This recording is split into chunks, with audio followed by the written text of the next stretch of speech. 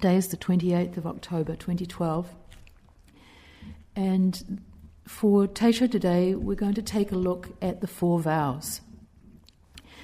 2 people asked me about them in Dokusan last Sunday, and so it seemed like a good time to take them up and look into them a little more deeply. The 4 vows, sometimes referred to as the 4 great vows or the 4 bodhisattva vows, probably originated in China around the 6th century AD.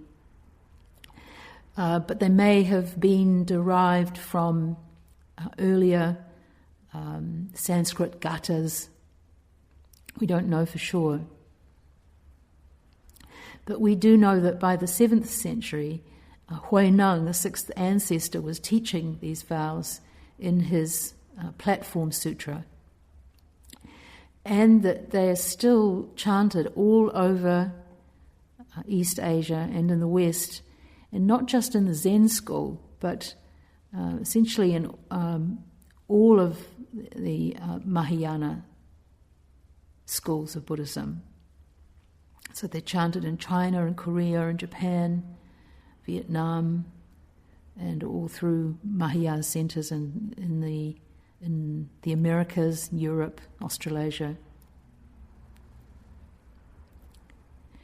And as far as I know, and I may be wrong about this, in Vajrayana Buddhism, the Bodhisattva vows are a little different, a little more expanded, and we'll look at one version of them later in the talk.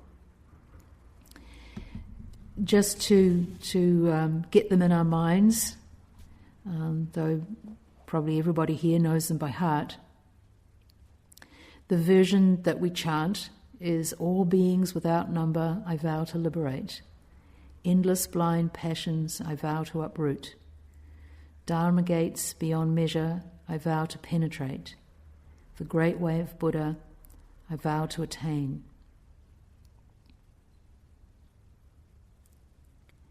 These are an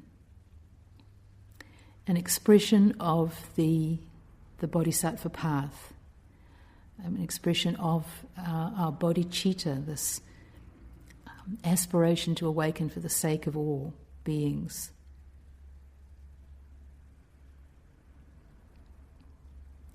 And this bodhicitta arises out of our understanding that the eradication of our own suffering is inseparable from the eradication of the suffering of others.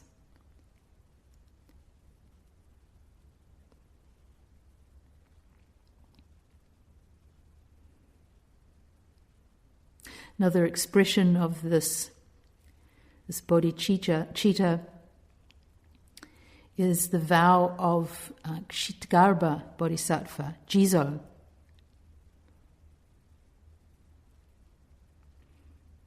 His vow is, not until all the hells are emptied will I become a Buddha.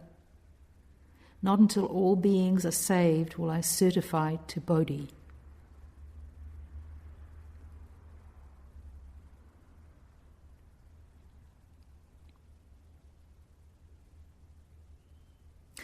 To let everybody hear these vows in Japanese, because they have they're very powerful rhythm to them.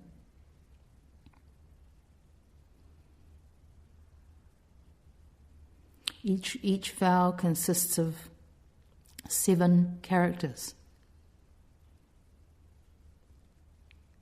Shujo muhen seigan do, bon no mujin seigan dan, homon muryo seigan gaku, butsudo mujo seigan jo. If we give a literal translation of, or as much word for word translation of these characters, it would read like this. So for the first one, Shujo Muhen Seigando, masses of beings without bounds vow to save. And the second one, Bon no Mujin Seigandan,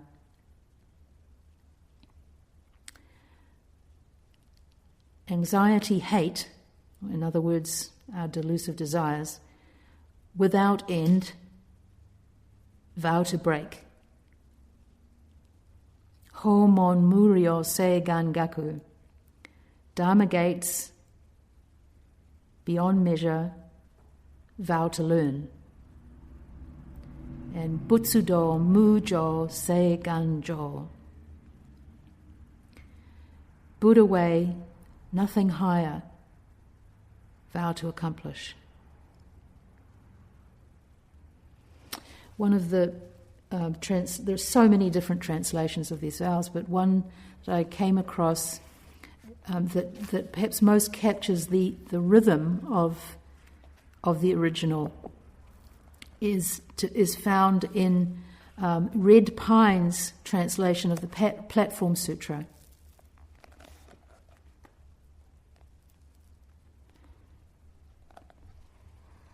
He renders the vows. I vow to save all beings, no matter how numberless. I vow to end all afflictions, no matter how countless. I vow to master all teachings, no matter how limitless. I vow to attain Buddhahood, no matter how transcendent. So these vows are vast. They go way beyond what often what seems possible to us.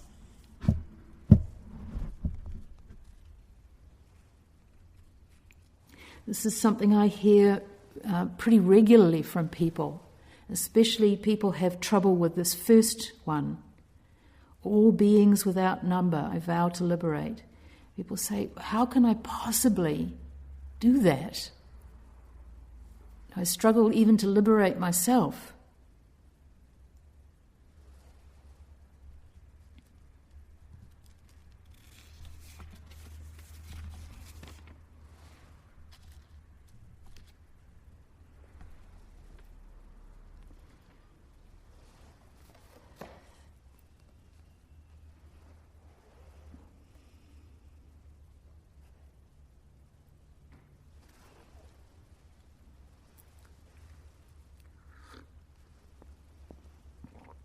It's a good question, and it's a question that we need to ask. But I could say just a little bit about, before we look at that more closely, just say a little bit about why we vow, why we make vows. Vows are very important in Buddhism. In the theistic tradition, people pray, and through their prayer they open themselves to the deity, to blessings, grace.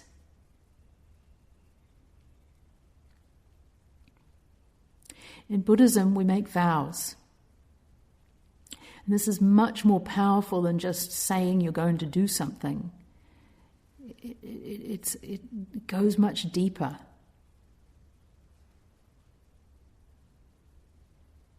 By making vows, we're really creating the conditions for awakening. Anything that happens as a result of causes and conditions. We don't need to create the cause of awakening, because that already exists. It's our nature. It's who we are in our most fundamental being. That's the cause. It's out of that we make the vow in the first place, that we have the aspiration. But there has to be the right conditions as well. And by setting our intention, we create that condition.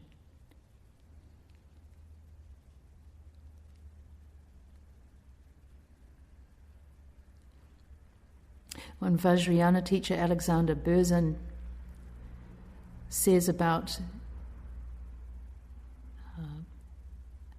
these vows, the promise to keep the bodhisattva vows applies not only to this, but to each subsequent lifetime until full enlightenment. Thus these vows continue on. These vows continue on our mind stream into future lives.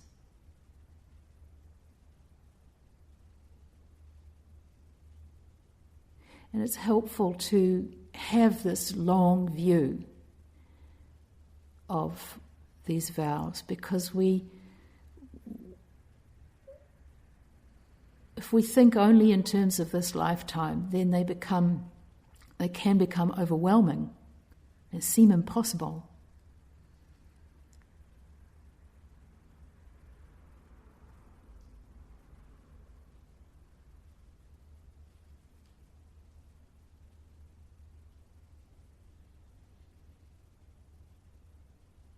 Because some of them might be saying they're expressing our willingness to work for liberation as long as samsara persists,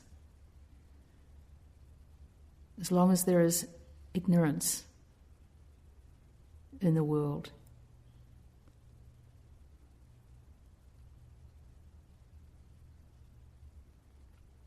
Robert Aitken points out that this attitude of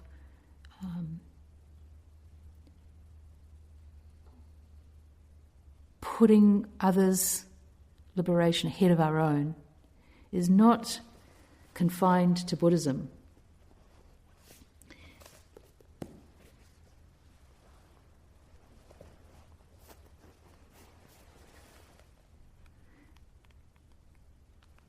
It's a human aspiration. He says, and I'd like to read this whole little passage, a few paragraphs. He says, although the bodhisattva ideal has been a doctrinal development in northern Buddhism, in fact the life of devotion to the welfare of others has not been a sectarian phenomenon in world history. Mother Teresa, Mahatma Gandhi, A.T. Aryaratne, bodhisattvas emerge in all religions and cultural lines. My first teacher, Senzaki Nyogen Sensei, used to address us as bodhisattvas, the way another speaker might say, ladies and gentlemen. He was not downgrading the term, but appealing to the bodhisattva nature of each of us, our Buddha nature. Our true self that knows that it's not separate. He continues, there would be no American Zen as we know it today, including no Diamond Sangha, if it were not for Senzaki Sensei, who lived quietly with a small group of students, first in San Francisco, then in Los Angeles, for more than 50 years in the early part of this century, now last century, 20th century. Senzaki Sensei gave his life fully to all of us. He was a true bodhisattva, and there were countless bodhisattvas before him, all of them devoting all their energy to us. Unless we too develop as bodhisattvas, there will be no Buddha Dharma here and now. It will only be a memory set forth superficially in books in time to come.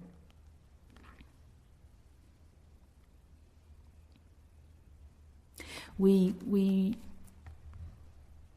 requite the debt of gratitude that we owe to bodhisattvas of the past by becoming bodhisattvas, by carrying on their work.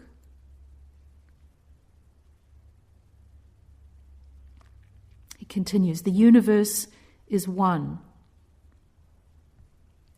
How can you be enlightened unless all others are enlightened too? St. Paul said, the whole creation groaneth and travaileth in pain together until now. The word travail means the labour of childbirth. We are all of us involved in the great labour of the universe. This is the path we set forth in our vows. I have heard people say, I cannot recite these vows because I cannot hope to fulfill them. Actually, Kanzeon, the incarnation of mercy and compassion, weeps because she cannot save all beings. Nobody fulfills these great vows, but we vow to fulfill them as best we can.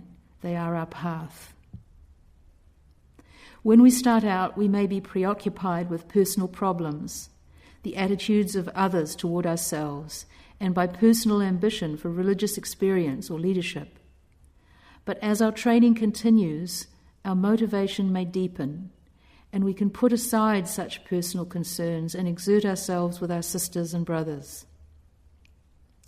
As the world is going, the Bodhisattva ideal holds our only hope for survival, or indeed for the survival of any species. The three poisons of greed, hatred, and ignorance are destroying our natural and cultural heritage. I believe that unless we, as citizens of the world, can take the radical Bodhisattva position, we will not even die with integrity.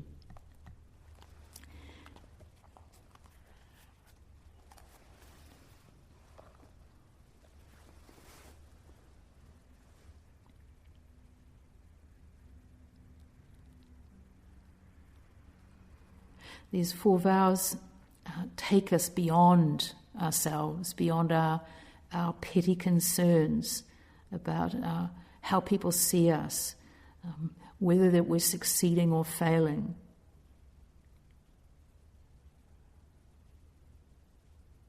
They're so limitless that they can't be defined. They have to be lived. And it's through our living them that we find out what they mean for us.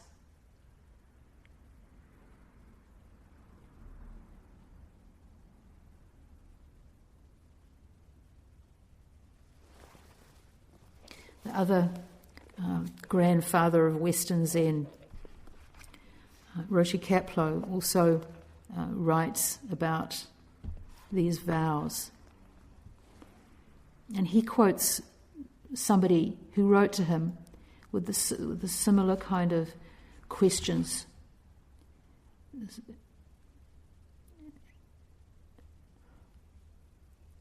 The person says, what troubles me about the 4 vows is that I cannot honestly commit myself to them. To myself, I have to add, as far as the limitations and weaknesses within me permit, which destroys the value of saying the 4 vows. I would like to be able to affirm these vows, but in all sincerity I cannot.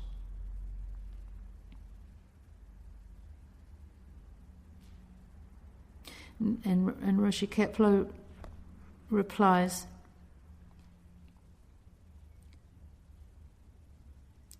understood correctly, this vow is a statement of the purpose and scope of one's practice. An affirmation that one's zazen is not for oneself alone, but also for all humanity. And he's referring to this first one of to liberate all beings. And then he says that the remaining 3 outline the state of mind that empowers us to aid all beings throughout countless realms, so all the realms of unenlightened existence, including the hell realms, hungry ghosts, where people are sunk in ignorance, thirst. We'll come back to these realms.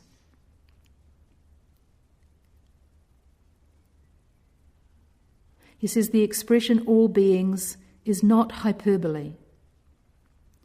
Zen awakening reveals unmistakably that all is one. All is oneself.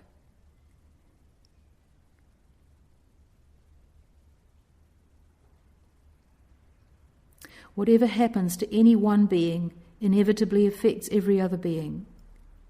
Thus, when one awakens, everything is charged with the same awakening. This is affirmed by Zen Master Dogen when he said, "Without enlightening others, there is no self-enlightenment." Or we think of one of the versions of what the Buddha said on his Great Awakening.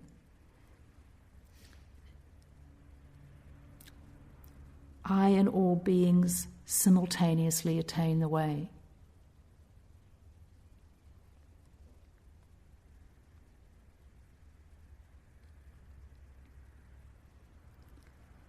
In Zen, a bodhisattva is anyone who has vowed out of great compassion not to enter nirvana until all beings have entered.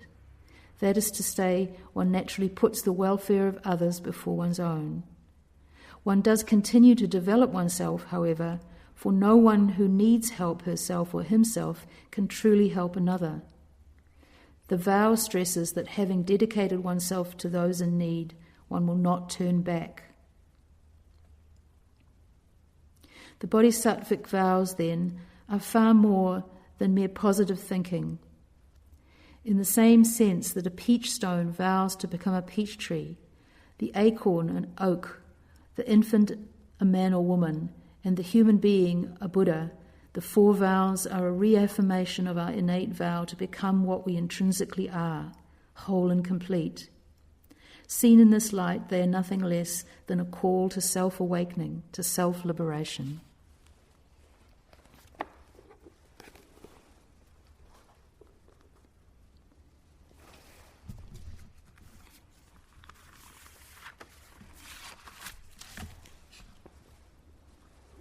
Let's now just have a little bit more of a look at each of them. Some of their implications.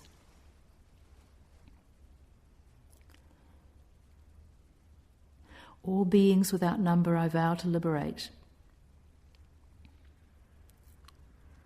This all beings refers to inner beings. In one teaching on this, the vow is turned into all beings I vow to liberate in my own mind. Because where else are they? Except there. And we can understand this in two different ways. If we are liberating these beings in our own minds, they can refer to all our disparate selves, all the ways we separate ourselves off from everything. Our angry selves, our frightened selves, our stuck selves, our grasping selves.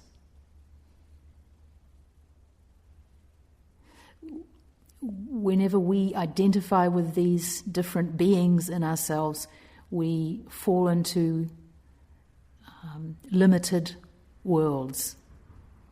This is one way of understanding the six realms. If I get caught up in fear and anger, I fall into hell. Aggression and competitiveness, I become an asura, a fighting demon. If I'm caught up in addictive behaviours, greed, I'm a hungry ghost. If I get so I'm stuck on thoughts about self, I'm in the human realm. If it's preoccupation with different kinds of gratification, then I become an animal, unconscious. And if I'm reveling in ease and joy, then I'm a heavenly being. But the point of all of these is that none of them is permanent.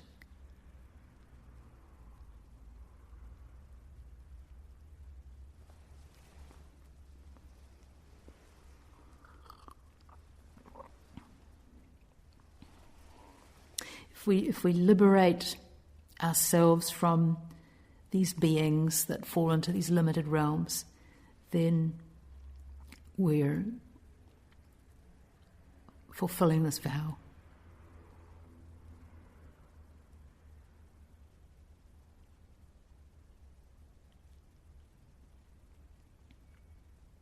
To liberate ourselves in this way is to liberate others, in the sense that we're liberating them from our limited minds, our greed and anger and delusion.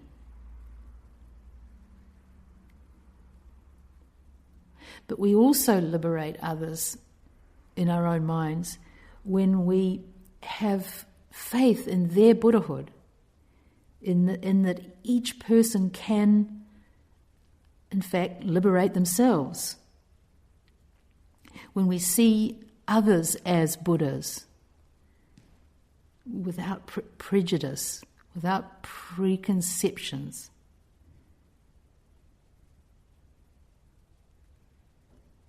When we can just fully be with somebody as they are right now, with all their own afflictions and limits. So practicing loving kindness and compassion is a way of fulfilling this vow.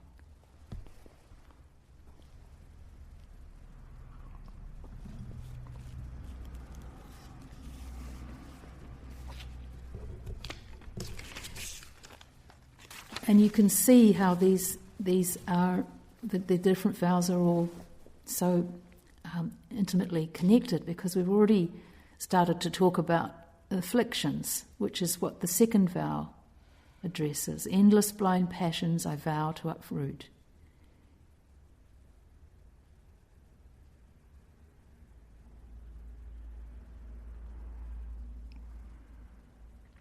When we engage with beings, that's often when other beings, it's often when we become aware of our afflictions. Living with another person or in a community is how we often encounter these things. Our blind passions, our attachments, our aversions, our delusive thinking.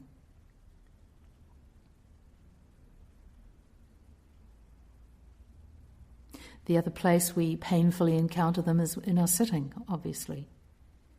So both in community and in solitude, we get to encounter them.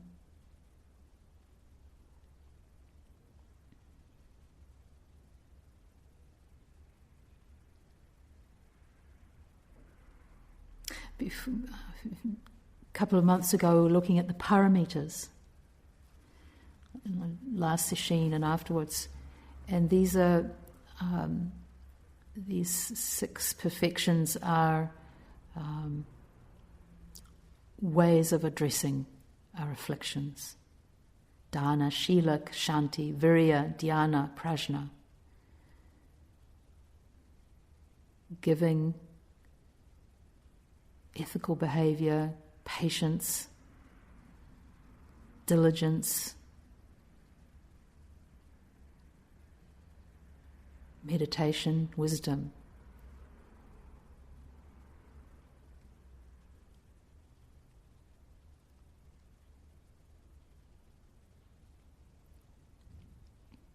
Keeping the precepts is a very important aspect of working with our blind passions. We can, through the precepts, we liberate others from our selfishness and ourselves.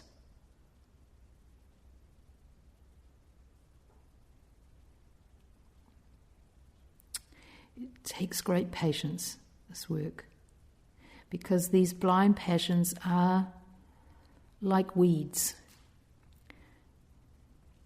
Anybody who has a garden can relate to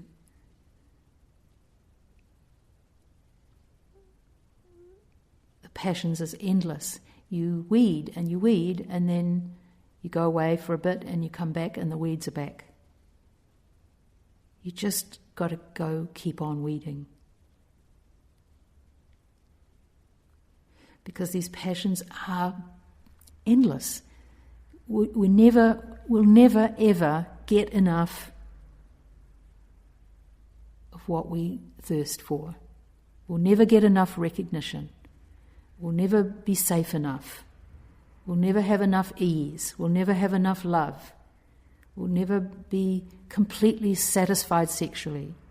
We'll never have enough bliss. We'll never achieve enough peace and quiet if we're looking for it in conditions. These passions are bottomless. It's of their nature not to be satisfied.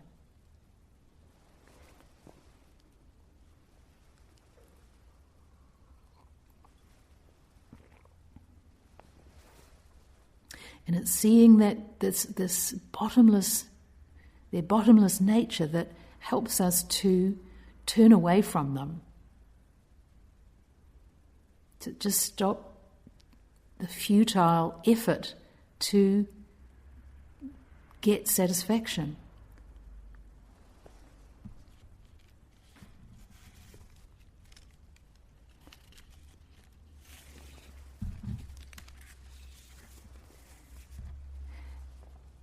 Which leads us to the third vow. Dharma gates beyond measure I vow to penetrate. Our translation has this slightly kind of martial quality. I vow to penetrate, like we have to storm the ramparts.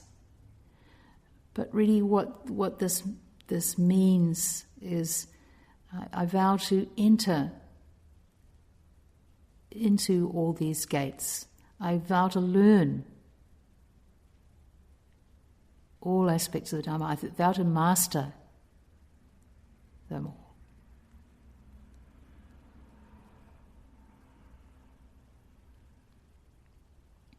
And the beauty of this is how intimately related it is to the previous vow about our blind passions.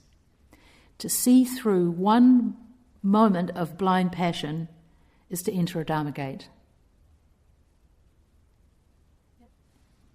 It's to experience a moment of non-blindness. The way this is expressed in the sutras is that they say there are 84,000 Dharma gates corresponding to our 84,000 afflictions.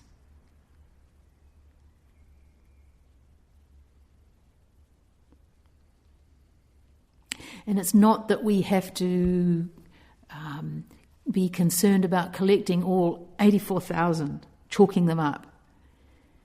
Because go into any of these Dharma gates, take up any practice and do it really sincerely. Go into it deeply, and then it leads to others.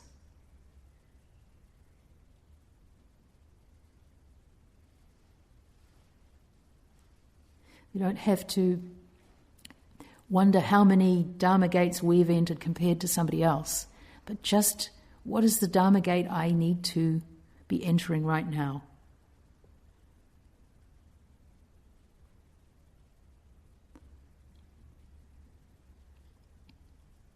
And in fact, this number 84,000 is just a way of expressing lots. And they really are beyond counting, because each situation is unique, each person is unique. We each come with our own collection of afflictions as a result of causes and conditions that go beyond our lifetime, generational things, national things.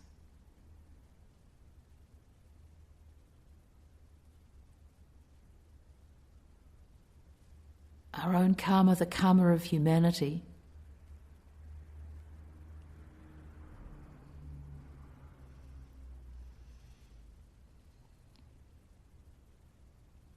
So, in every situation, it's a matter of taking care, listening, looking,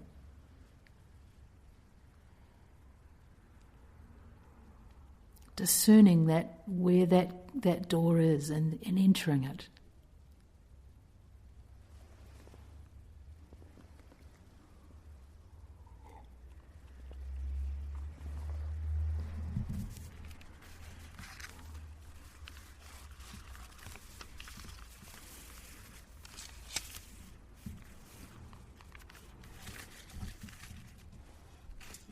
The last one, the great way of Buddha I vow to attain. Great. This points to the vastness of our true nature, leaving behind the limits of our constricted self, our fearful self, our grasping self.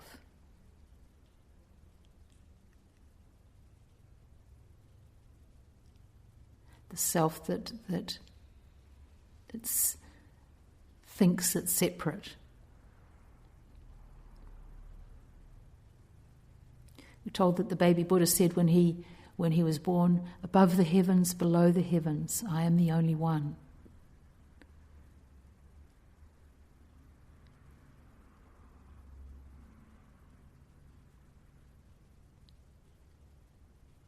Or Walt Whitman, who said, I contain multitudes.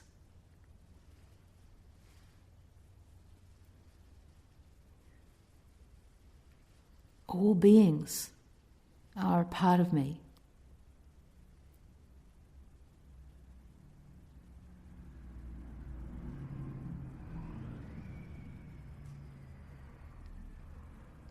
This fourth vow points to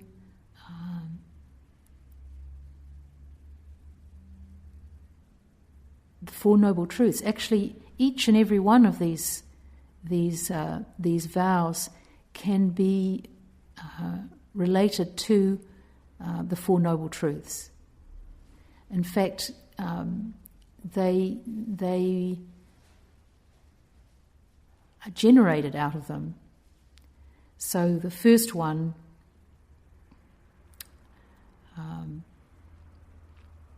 all beings without number I vow to liberate, points to suffering, the suffering of sentient beings. Then the second one, endless blind passions I vow to uproot, points to the cause of suffering, the poisons. The third one, the Dharma gates beyond measure I vow to liberate, is the way out of suffering, the extinguishing of those causes, the Dharma, the teachings of the Dharma. And then this one, the last one, refers to the path to the extinguishing of suffering, the Eightfold Path. So it brings us right back to the classical teaching. To walk that path, that's what we're vowing to do. And the classical way that this is talked about is in terms of right view, right aspiration, right speech, right action, right livelihood, right effort, right mindfulness, and right concentration. That's our path. It has all these different strands. So it also leads us back to the Buddha himself and his example, and the example of all all who followed him, Bodhidharma, the other ancestors. Is this huge sense of momentum coming from their practice, their fulfillment of these vows in their lives. And we can receive energy from this. It's like a great wave. But we also contribute to that wave. We perpetuate it through our own efforts, however weak they may feel.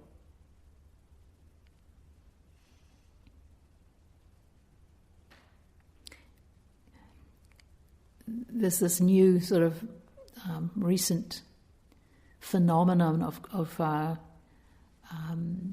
people setting up little websites where they ask for funds to do something. Musicians getting funds to make recordings, all kinds of projects, and this works on the web because there's such a vast number of people who can access these sites, and so all these people give a tiny little bit of money, a few dollars, and in no time people have got their goals and are able to do what they want to do. And we can think of our maybe puny efforts in this way. If you think of how many people all over the world are making an effort towards fulfilling these vows, none of that energy is lost. It really has power in the big picture when you see it in terms of hundreds of thousands of millions of people all making that effort, and that effort being contributed.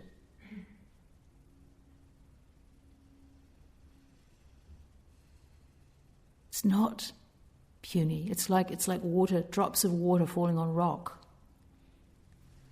Many, many, many little drops eroding away humanity's afflictions.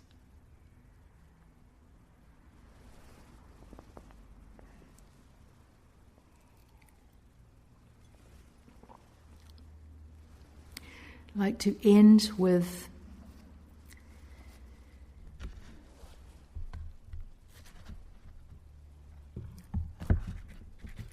the Zen or Chan perspective on these vows. This is from the Platform Sutra of Huineng.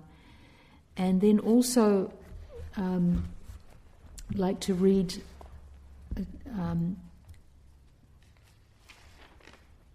a different formulation of these vows, one that appears in Shantideva. But first, this is what Huineng, the sixth ancestor, said about the vows. And this is the translation by Red Pine. I have to say that this passage is translated in very different ways depending on which translator you read. But this book it incorporates some of the latest scholarship. So it's not that the others don't also have some merit, but this is the one we're going to read from now.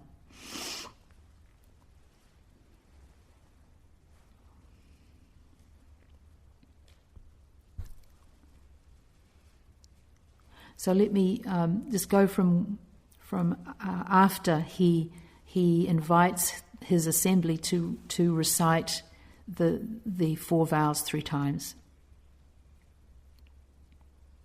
Good friends, as for I vow to save all beings, no matter how numberless, it isn't Huineng who does the saving.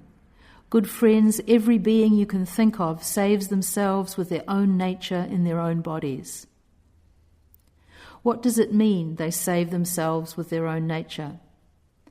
the wrong views and afflictions, the ignorance and delusions in their own material bodies already possess the nature of original enlightenment. It is just this nature of original enlightenment that saves them with right views. Once they realize the prajna wisdom of right views, they dispel their ignorance and delusion, and each being saves themselves. The false are saved with truth. The deluded are saved with awareness. The ignorant are saved with wisdom. The bad are saved with goodness. And the afflicted are saved with enlightenment. Those who are saved like this are truly saved. As for, I vow to end all afflictions, no matter how countless, this means to get rid of the delusions of your own mind. And I vow to master all teachings, no matter how limitless, means to study the true unexcelled Dharma. And I vow to attain Buddhahood, no matter how transcendent, means always to practice with humility, to respect all beings, to avoid attachments, to give rise to prajna from your own awareness, and to put an end to delusions. It is through self-realization that Buddhahood is attained. This is the power of making vows.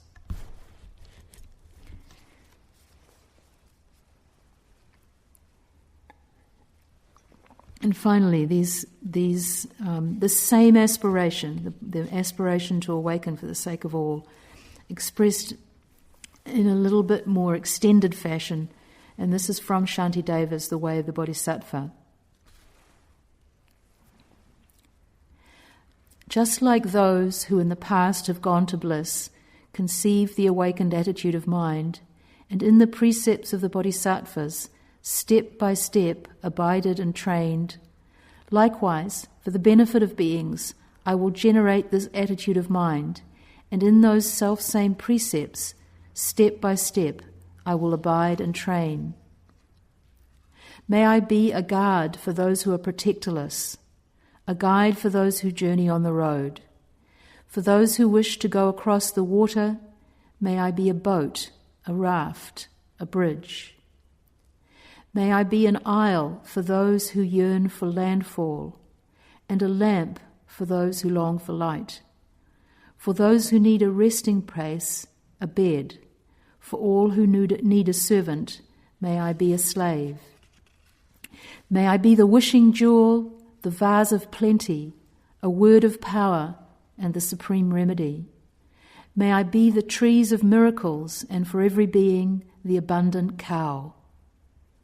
Like the great earth and the other elements, enduring as the sky itself endures, for the boundless multitude of living beings, may I be the ground and vessel of their life. Thus, for every single thing that lives, in number like the boundless reaches of the sky, may I be their sustenance and nourishment until they pass beyond the bounds of suffering. Teachers, Buddhas, Bodhisattvas, listen! Just as you who in the past have gone to bliss conceive the awakened attitude of mind, likewise, for the benefit of beings, I will generate this self-same attitude. Teachers, Buddhas, and Bodhisattvas, listen! Just as you who in the past have gone to bliss conceive the awakened attitude of mind, likewise, for the benefit of beings, I will generate this self-same attitude. Teachers, Buddhas, and Bodhisattvas, listen! Just as you who in the past have gone to bliss conceived the awakened attitude of mind, likewise, for the benefit of beings, I will generate this self-same attitude. We'll stop here and recite the 4 vows.